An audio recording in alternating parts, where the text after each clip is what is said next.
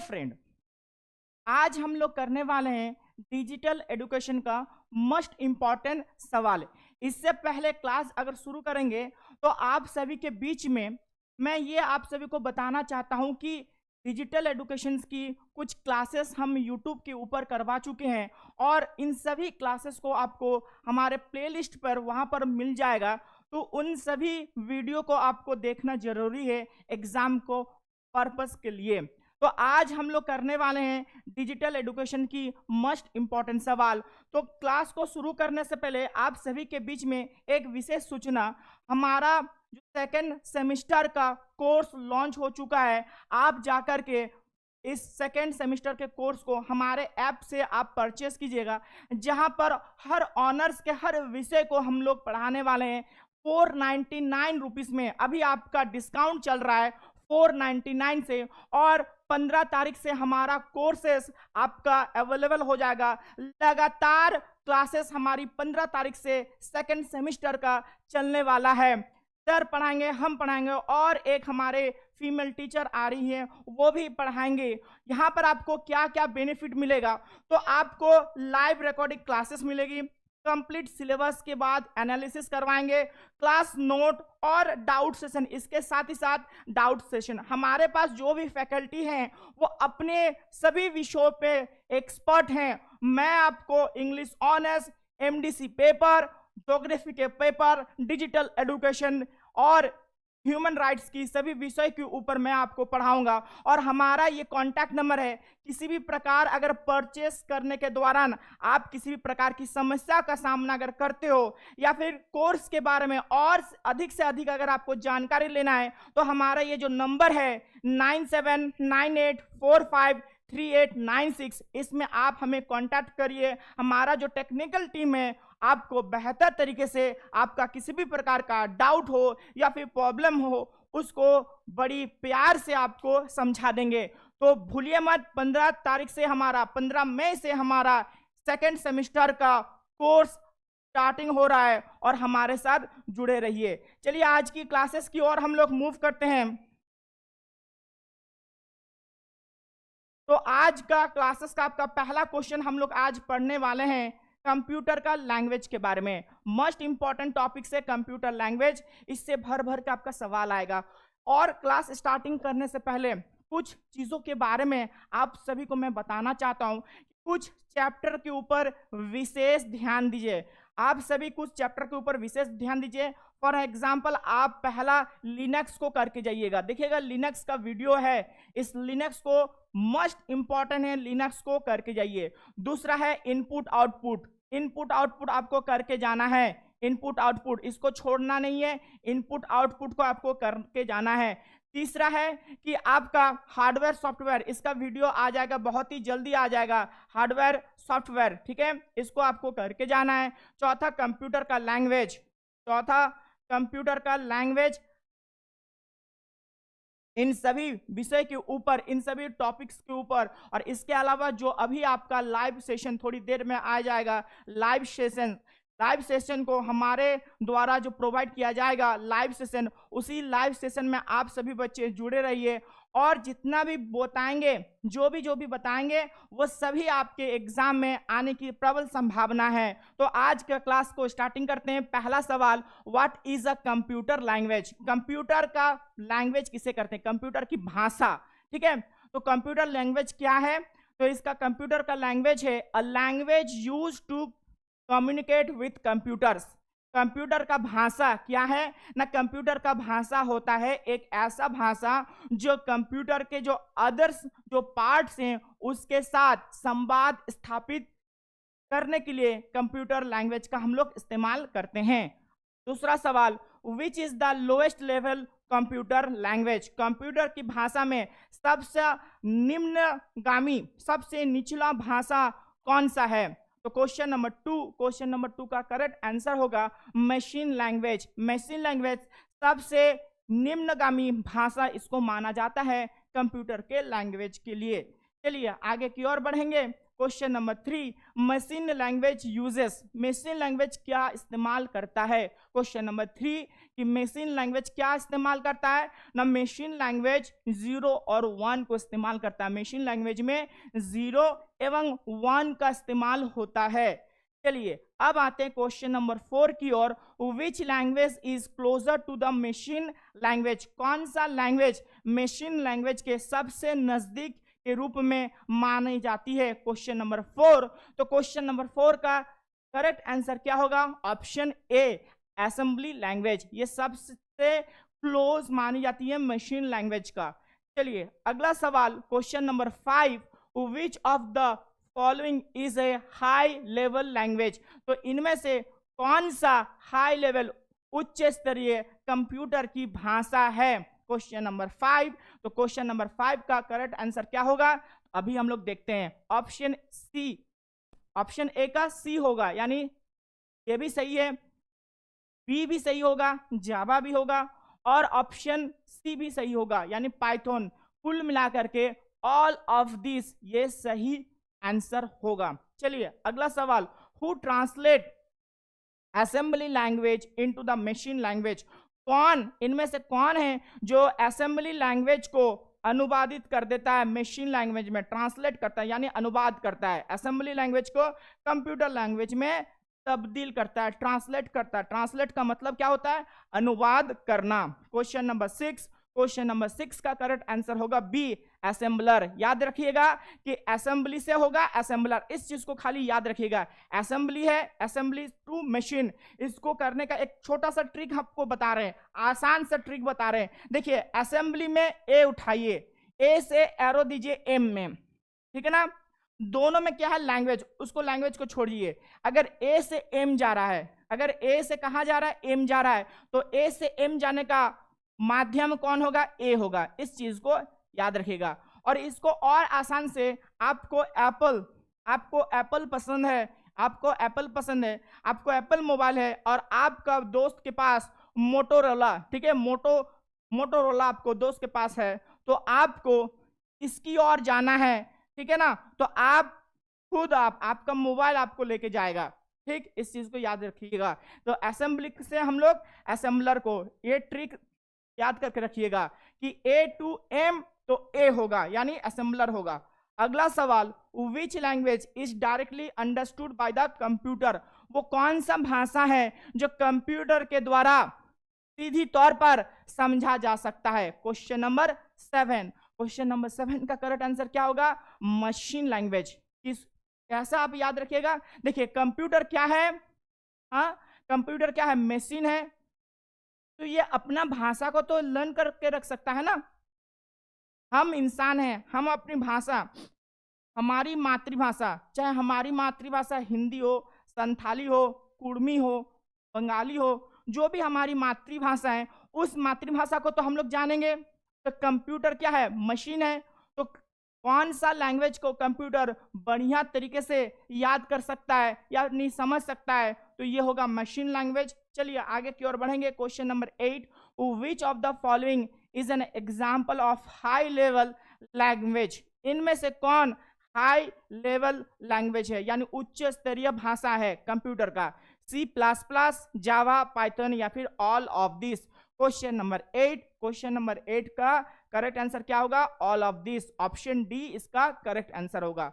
चलिए आगे की ओर बढ़ेंगे। Question number 9, which translator converts high level language into machine language, ये कौन सा ट्रांसलेटर? ट्रांसलेट का मतलब होता है अनुवादक, यानी वो व्यक्ति या फिर वो संस्थान या फिर वो माध्यम जो एक भाषा को दूसरे भाषा में अनुवाद करके दें। तो इसका क्वेश्चन नंबर 9 का करेक्ट आंसर क्या होगा ना? इसका होगा ऑप्शन सी, यानी कंपाइलर भी होगा और इंटरप्रेटर भी होगा, यानी both option A and B correct answer. Question number 10, अगला सवाल कि which language is known as the mother of the all programming language. Mother का मतलब क्या होता है? माँ ना। कौन सा लैंग्वेज की, कंप्यूटर का कौन सा जो भाषा है ये प्रोग्रामिंग लैंग्वेज का जननी बोला जाता है? Question number 10। तो क्वेश्चन नंबर 10 का करेक्ट आंसर होगा सी लैंग्वेज। कौन सा लैंग्वेज होगा? सी लैंग्वेज। चलिए आगे की ओर बढ़ते हैं। क्वेश्चन नंबर 11, न C language was developed by, C language किसके द्वारा विकसित किया गया था? क्वेश्चन नंबर 11 का करेक्ट आंसर होगा डेनी रिची। क्या होगा? Dennis Richie. करेक्ट आंसर क्या होगा? Dennis Ritchie. चलिए क्वेश्चन नंबर 12 की ओर मूव करेंगे। Java language was developed by, Java language किसके द्वारा विकसित किया गया था? क्वेश्चन नंबर 12, तो क्वेश्चन नंबर 12 का होगा जेम्स गॉसलिंग। क्या होगा? James Gosling. किस तरह से याद करके रखिएगा? जा जा, ठीक है, इसको याद करके कैसे रखिएगा? जा से, ठीक है ना, जा, ठीक है ना, जा से आप याद करके रखिएगा। जा से जावा और जा से जेम्स, इसको याद करके रखिएगा। जावा लैंग्वेज किसके द्वारा विकसित किया गया था? तो जा यानी जावा से जेम्स। चलिए आगे की ओर बढ़ेंगे। विच language is used for web development, कौन सा भाषा का हम लोग इस्तेमाल करते हैं वेब डेवलपमेंट के लिए, वेब को बनाने के लिए इसका कौन सा भाषा का हम लोग इस्तेमाल करते हैं? क्वेश्चन नंबर 13, HTML भी होगा, CSS भी होगा, जावा स्क्रिप्ट भी होगा, तीनों को सही आंसर होगा। तो ऑल ऑफ दिस, ठीक है, ऑल ऑफ दिस का करेक्ट आंसर ये होगा option D. Which language is mainly used for artificially intelligence, artificial intelligence का शॉर्ट फॉर्म क्या है? AI। तो कौन सा लैंग्वेज AI के लिए इस्तेमाल होता है? क्वेश्चन नंबर 14, तो क्वेश्चन नंबर 14 का करेक्ट आंसर क्या होगा? पाइथन। क्या होगा? ऑप्शन ए पाइथन, ठीक है, ऑप्शन ए पाइथन करेक्ट आंसर इसका। चलिए अगला सवाल, which of the following is not a programming language, इनमें से कौन प्रोग्रामिंग लैंग्वेज नहीं है? इस चीज को याद रखिएगा, नॉट बोला गया, नहीं, है ना, बच्चे यहीं पर फंस जाते हैं। इनमें से कौन प्रोग्रामिंग लैंग्वेज नहीं है? क्वेश्चन नंबर 15, तो क्वेश्चन नंबर 15 का करेक्ट आंसर होगा HTML, ठीक है, हाइपरटेक्स्ट मार्कअप लैंग्वेज। चलिए क्वेश्चन नंबर 16 की ओर, which language is used to style web pages, कौन सा लैंग्वेज को हम लोग इस्तेमाल करते हैं वेब पेज का स्टाइल के लिए? क्वेश्चन नंबर 16, तो क्वेश्चन नंबर 16 का करेक्ट आंसर क्या होगा? Option B CSS। क्या होगा? Option B CSS। चलिए अगला सवाल, which language is used to structure web pages, कौन सा लैंग्वेज की यानी कौन सा भाषा का हम लोग इस्तेमाल करते हैं स्ट्रक्चर वेब पेजेस के लिए? स्ट्रक्चर वेब पेजेस के लिए यानी वेब पेज को हम लोग एक स्ट्रक्चर देते हैं, यानी उसका एक गठन देते हैं, उसका एक ढांचा तैयार करते हैं। क्वेश्चन नंबर 17, तो क्वेश्चन नंबर 17 का करेक्ट आंसर होगा ऑप्शन बी HTML। क्या होगा? HTML। और HTML का फुल फॉर्म भी आप याद करके रखिएगा। अगला सवाल, which programming language is widely used for the data science, data science के लिए कौन सा प्रोग्रामिंग लैंग्वेज का इस्तेमाल किया जाता है? क्वेश्चन नंबर 18, तो क्वेश्चन नंबर 18 का होगा पाइथन। क्या होगा? Sorry basic. इसका करेक्ट आंसर क्या होगा? सॉरी यहाँ पर पाइथन ही होगा, है ना, इसका करेक्ट आंसर होगा Python, option A correct answer होगा पाइथन। चलिए अगला सवाल की ओर मूव करते हैं। क्वेश्चन नंबर 9, तो क्वेश्चन नंबर 9 आपसे पूछ रहा है कि which language is used for Android app development, Android app development के लिए, एंड्रॉयड का ऐप बनाने के लिए कौन सा लैंग्वेज का हम लोग इस्तेमाल करेंगे? 4 ऑप्शन दिया गया है, option A Java, option B Kotlin, option C both A and B, या फिर ऑप्शन डी सी लैंग्वेज, ठीक है ना, इनमें से क्या होगा? इसका करेक्ट आंसर बताइएगा। क्वेश्चन नंबर 19 का करेक्ट आंसर क्या होगा ना? क्वेश्चन नंबर 19 का करेक्ट आंसर होगा बोथ ए एंड बी, यानी जावा भी होगा और कोटलिन भी होगा, दोनों करेक्ट आंसर होगा, यानी option C. Which language is mainly used for the database queries, database queries के लिए, क्वेरीज का मतलब क्या होता है? किसी भी चीज को जानना, ठीक है, डाटाबेस क्वेरीज के लिए कौन सा लैंग्वेज का हम लोग इस्तेमाल करते हैं? Question number 20 SQL। क्या होगा? Option A SQL correct answer. चलिए अगला सवाल क्वेश्चन नंबर 21, तो क्वेश्चन नंबर 21 का क्या है? SQL स्टैंड्स फॉर, SQL का फुल फॉर्म पूछ रहा है कि SQL का फुल फॉर्म है क्या? क्वेश्चन नंबर 21, तो SQL का फुल फॉर्म है स्ट्रक्चर्ड क्वेरी लैंग्वेज। क्या होगा? Structure query language. Full form से एक चीज को याद रखिएगा, फुल फॉर्म से आपको लगभग 2 से 3 क्वेश्चन आपको फुल फॉर्म से देखने को मिल जाएगा। और लिनक्स से आपका 10 प्लस सवाल आपको देखने को मिलेगा फुल फॉर्म से। 2 से 3 सवाल सॉफ्टवेयर और हार्डवेयर से 2 से 3 सवाल आपको देखने को मिल जाएगा। लैंग्वेज से भी 2 सवाल, लैंग्वेज कंप्यूटर का जो लैंग्वेज है इसमें भी आपका 2 से 3 सवाल आपको देखने को मिल जाएगा। चलिए अगला सवाल, which language is used to create web pages. कौन सा भाषा का हम लोग इस्तेमाल करते हैं वेब पेजेस को बनाने के लिए? Question number 22। तो क्वेश्चन नंबर 22 का करेक्ट आंसर क्या होगा? Option A HTML। चलिए अगले की ओर बढ़ते हैं। Now which is an object oriented programming language. इनमें से कौन ऑब्जेक्ट ओरिएंटेड प्रोग्रामिंग लैंग्वेज है? Question number 23। तो क्वेश्चन नंबर 23 का करेक्ट आंसर क्या होगा? अभी हम इसको देखते हैं कि जावा भी होगा, C++ लैंग्वेज भी होगा, पाइथन भी होगा, यानी ऑप्शन डी इसका करेक्ट आंसर। चलिए अगला सवाल, which language is platform independent. कौन सा लैंग्वेज जो अपने रूप से इंडिपेंडेंट है, यानी अपने रूप से वो स्वतंत्रता है? Question number 24। तो क्वेश्चन नंबर 24 का करेक्ट आंसर क्या होगा? न जावा। ठीक है, क्या होगा? न जावा। अगला सवाल, which of the following is A scripting language. Scripting language के लिए कौन सा सॉफ्टवेयर है? जावा स्क्रिप्ट, पाइथन या फिर PHP या फिर all of this? Question number 25।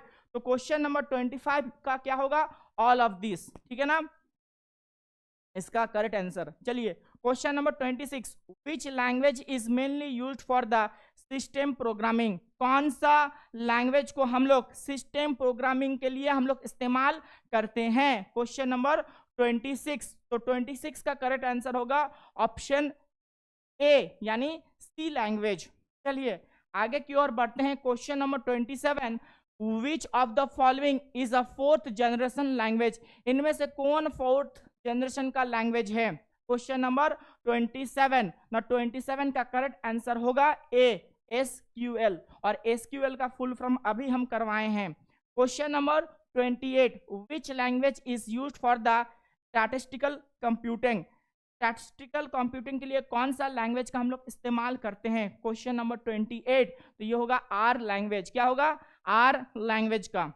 चलिए अगला सवाल, which of the following is a low level language. इनमें से कौन सा लो लेवल लैंग्वेज है? ये रिपीटेड सवाल है, अभी हम आपको करवाए हैं। Question number 29। तो क्वेश्चन नंबर 29 का देखिए, मशीन लैंग्वेज भी होगा और असेंबली लैंग्वेज भी होगा, दोनों ही होगा।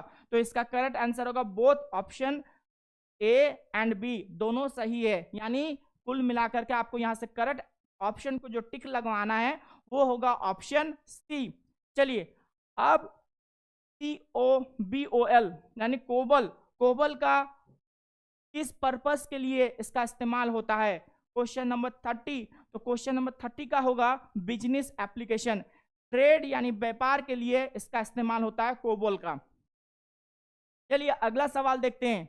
Basic stands for, full form आपसे पूछ रहा है बेसिक। तो बेसिक का फुल फॉर्म क्या है? Question number 31। ये देखिएगा आसान सवाल है न, beginners all purpose symbolic instruction.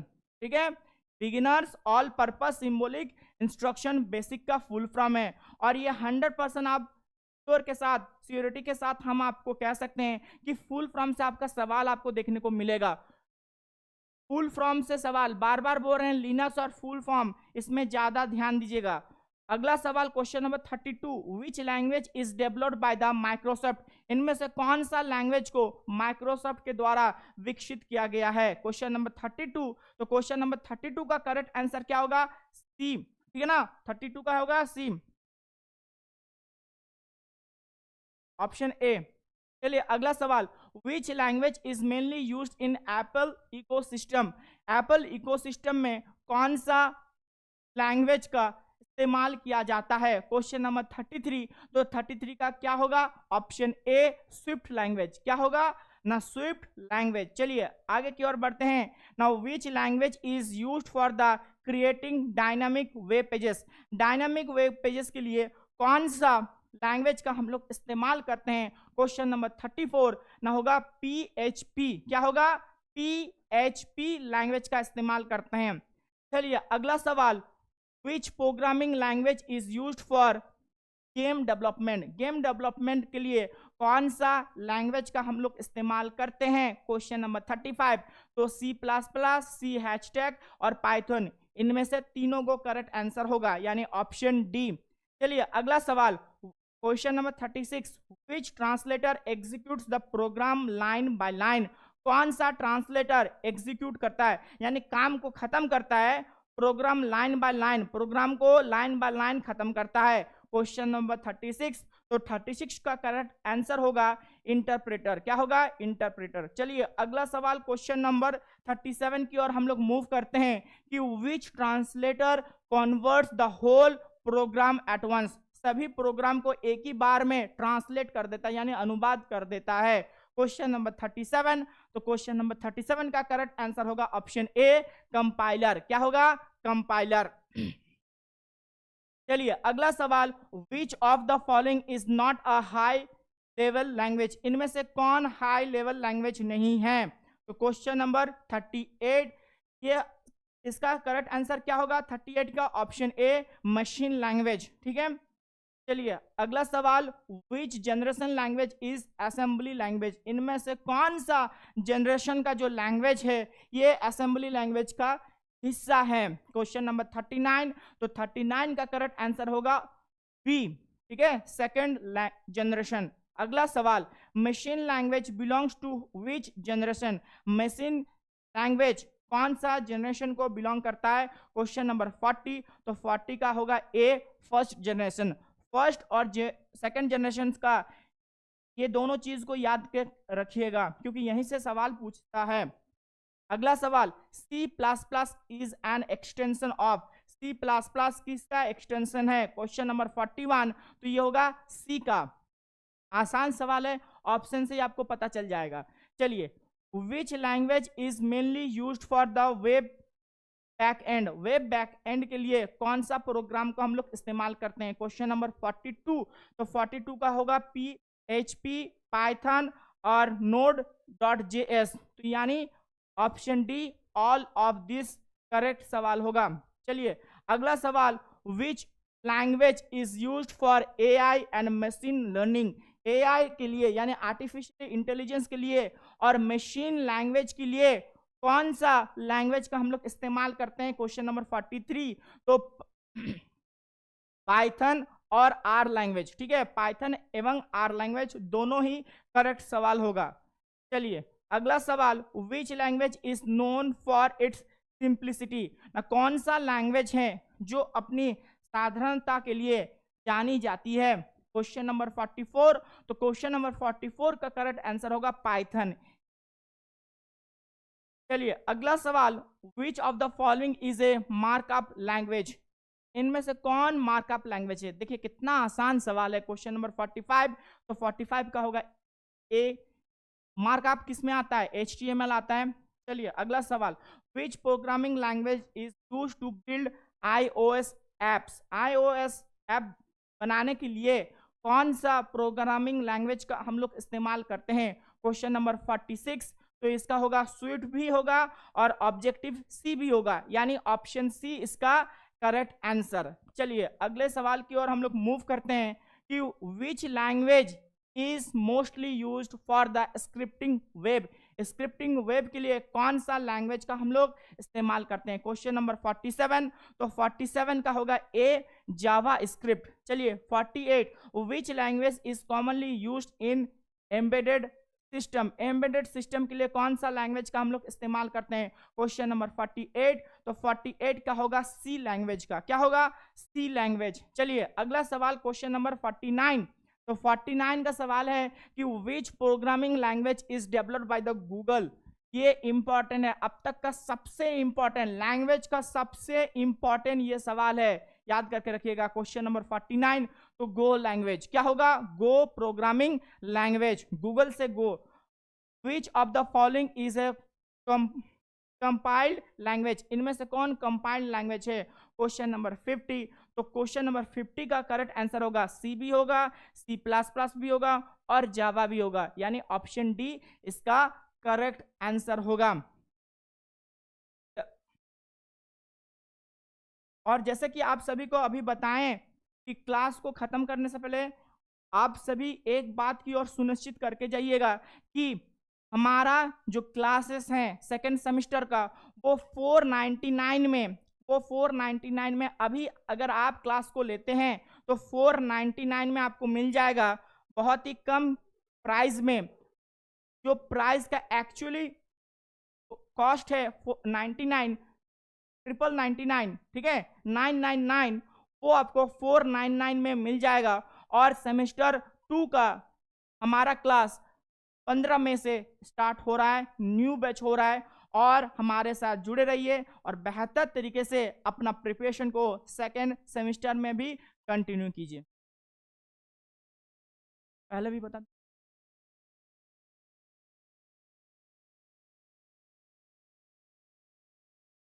दोनों वीडियो को एक साथ जुड़, अच्छा तो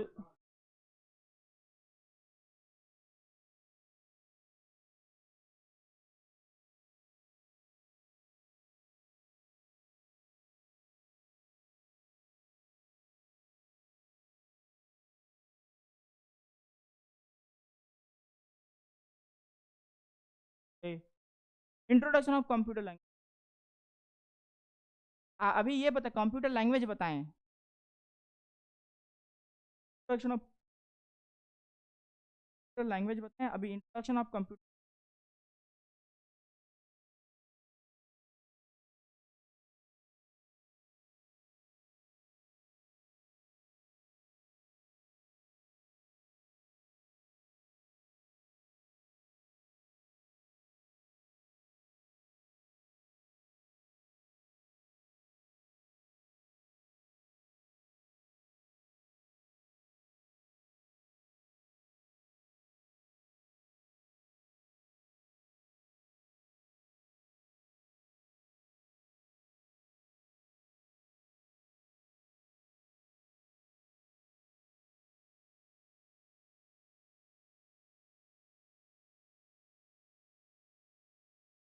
तो दोस्तों अभी हम लोग करने वाले हैं इंट्रोडक्शन ऑफ कंप्यूटर।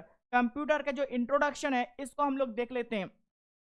चलिए, पहला सवाल आपका है कि a computer is best defined as a device that, computer, आपका जो कंप्यूटर है तो कंप्यूटर की किस रूप से हम लोग इसको जान पाते हैं, ठीक है, कौन सा ऐसा सबसे बेस्ट इसका डेफिनेशन होगा कंप्यूटर के बारे में जिसको हम लोग कंप्यूटर को एज अ डिवाइस के तौर पर, यानी एक मशीन के तरफ से इसको हम लोग समझ सकते हैं। तो इसका करेक्ट आंसर होगा ऑप्शन ए, ना accepts data, process it, store it and produces information, यानी कंप्यूटर क्या करता है, डाटा को ग्रहण करता है। एक्सेप्ट का मतलब होता है ग्रहण करना, उसके बाद इसको प्रोसेस करता है, यानी कंप्यूटर इसमें सुधार करता है, और उसके बाद इसको जमा करके रखता है, फिर इंफॉर्मेशन को प्रोड्यूस करता है। कंप्यूटर डाटा टू इंफॉर्मेशन, यही जर्नी को कंप्लीट करता है। अगला सवाल क्वेश्चन नंबर 2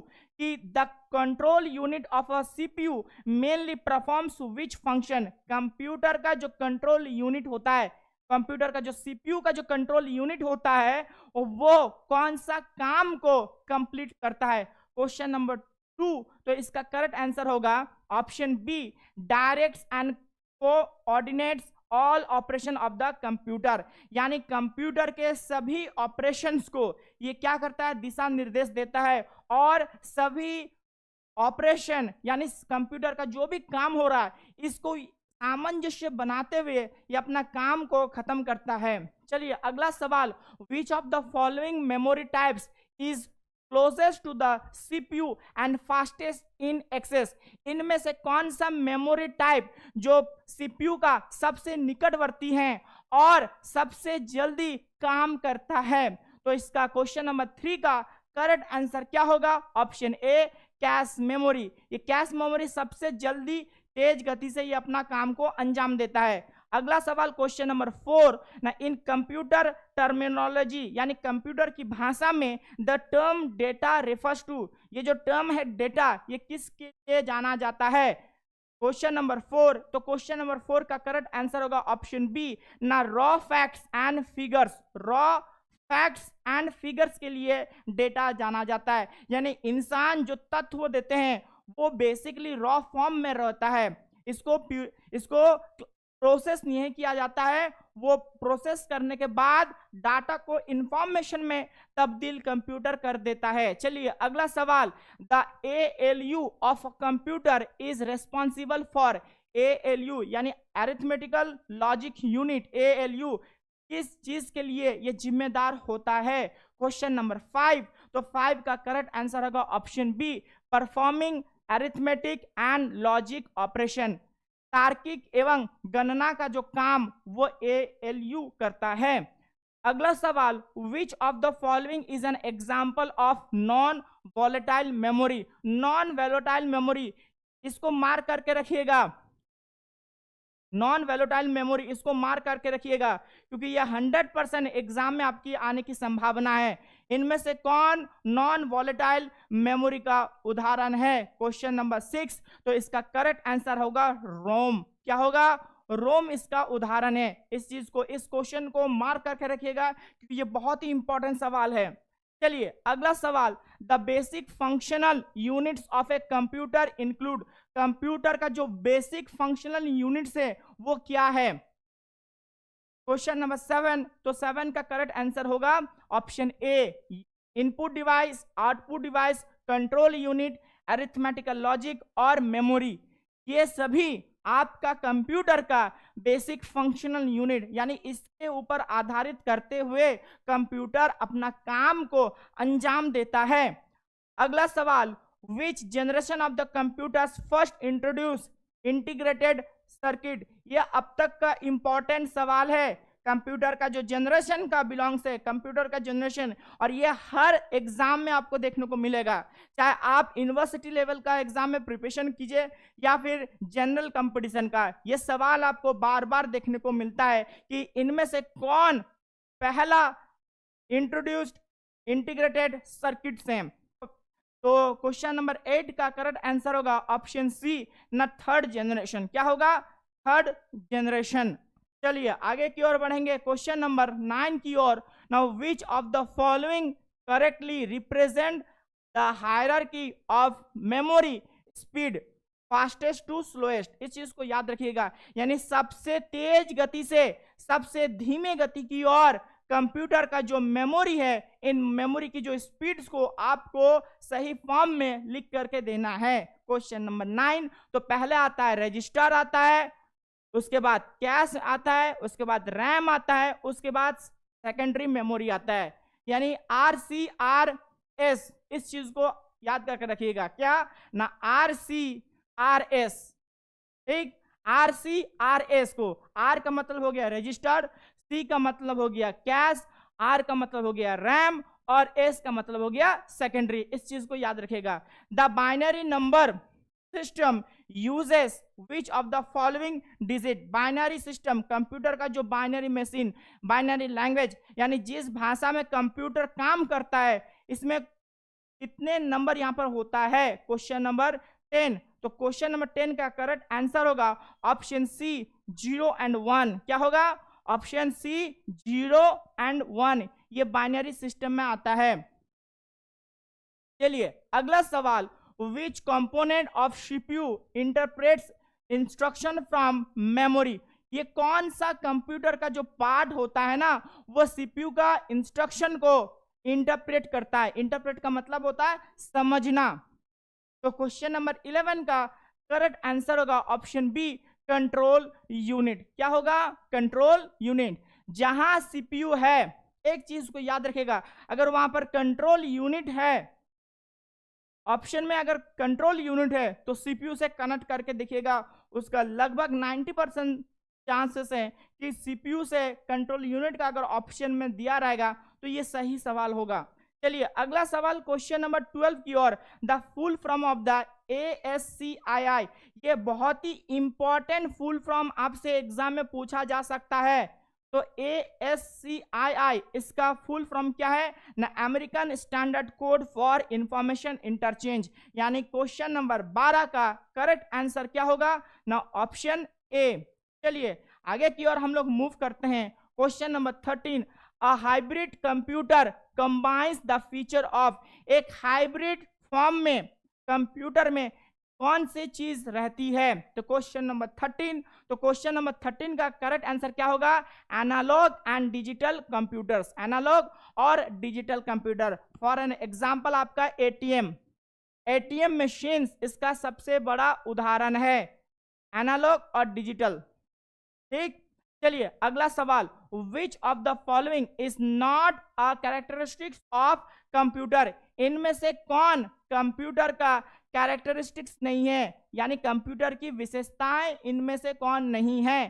क्वेश्चन नंबर 14, तो क्वेश्चन नंबर 14 का करेक्ट आंसर होगा इंटेलिजेंस। कंप्यूटर के पास अपनी सोच समझ का किसी भी प्रकार बुद्धि, यानी कंप्यूटर के पास बुद्धि नहीं होता है, वो हमारी इंस्ट्रक्शन के ऊपर कंप्यूटर काम करता है। चलिए अगला सवाल question number 15, a set of instruction that directs a computer to perform task is called. क्या पूछ रहा है कि कंप्यूटर का एक सेट ऑफ इंस्ट्रक्शन, इंस्ट्रक्शन का मतलब निर्देश, कंप्यूटर का एक निर्देश का एक सेट होता है, उसको जो कंप्यूटर को काम करने के लिए डायरेक्शन देता है, यानी उसको दिशा निर्देश देता है, इसको हम लोग क्या कहते हैं। क्वेश्चन नंबर 15 का, तो 15 का होगा बी, क्या होगा, प्रोग्राम। करेक्ट आंसर क्या होगा, प्रोग्राम। अब आते हैं क्वेश्चन नंबर 16 की ओर। Now which generation of computers is associated with the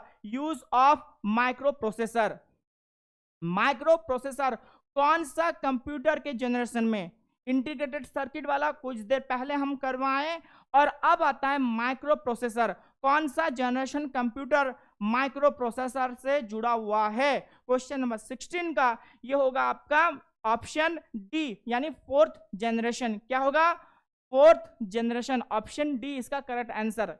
चलिए अब आते हैं क्वेश्चन नंबर 17 की ओर। The smallest addressable unit of memory in most computer system is, सबसे छोटा एड्रेसेबल यूनिट कंप्यूटर का क्या होता है। क्वेश्चन नंबर 17, तो 17 का होगा बी, यानी बाइट। अगला सवाल, which of the following devices is used to digitize physical document, physical document को कौन सा डिवाइस का मदद से हम लोग उसको डिजिटल के रूप में दिखा सकते हैं। क्वेश्चन नंबर 18, तो 18 का होगा स्कैनर। स्कैनर के मदद से हम लोग हार्ड कॉपी को सॉफ्ट कॉपी में बदलते हैं, इस चीज को याद रखिएगा, हार्ड कॉपी भी किया जाएगा, हार्ड कॉपी से सॉफ्ट कॉपी, ठीक है, हार्ड कॉपी से सॉफ्ट कॉपी, या फिर आपका पेपर कॉपी से, यानी फिजिकल कॉपी से फिजिकल, या फिर पेपर कॉपी से आपको डिजिटल में तब्दील करना है, तो इनके लिए क्या होगा, स्कैनर। करेक्ट आंसर क्या होगा, स्कैनर। स्कैनर से ही हम लोग इस चीज को कर सकते हैं। और इसका उल्टा क्या होगा ना, इसका उल्टा प्रिंटर। इस प्रक्रिया को अगर उलट कर देंगे तो प्रिंटर, यानी आप सॉफ्ट कॉपी को हार्ड कॉपी में बदल सकते हो, या फिर डिजिटल कॉपी को फिजिकल या फिर पेपर कॉपी में आप प्रिंटर की मदद से आप कर सकते हो। चलिए अगला सवाल है, the primary purpose of cache memory is use to, cache memory का मुख्य उद्देश्य क्या होता है। क्वेश्चन नंबर 19, तो क्वेश्चन नंबर 19 का करेक्ट आंसर होगा option B, increase processing speed by storing frequently use data. न जो डाटा बार बार इस्तेमाल हो रहा है, उस समय जो डाटा बार बार इस्तेमाल हो रहा है, उससे मदद से जो कंप्यूटर का जो प्रोसेसिंग काम होता है, इसका स्पीड को बढ़ा देना। अगला सवाल, which of the following types of computer is the most powerful, इनमें से कौन प्रकार की कंप्यूटर सबसे अधिक शक्तिशाली होता है। तो क्वेश्चन नंबर 20 का करेक्ट आंसर क्या होगा ना, सुपर कंप्यूटर। और भारत का पहला सुपर कंप्यूटर का नाम क्या है, तो इसका होगा परम 8000, याद रखिएगा, परम 8000 भारत का पहला सुपर कंप्यूटर। ठीक है, ये परम 8000 भारत का पहला सुपर कंप्यूटर है। चलिए आज के लिए इतना ही, मिलते हैं एक नए वीडियो पर।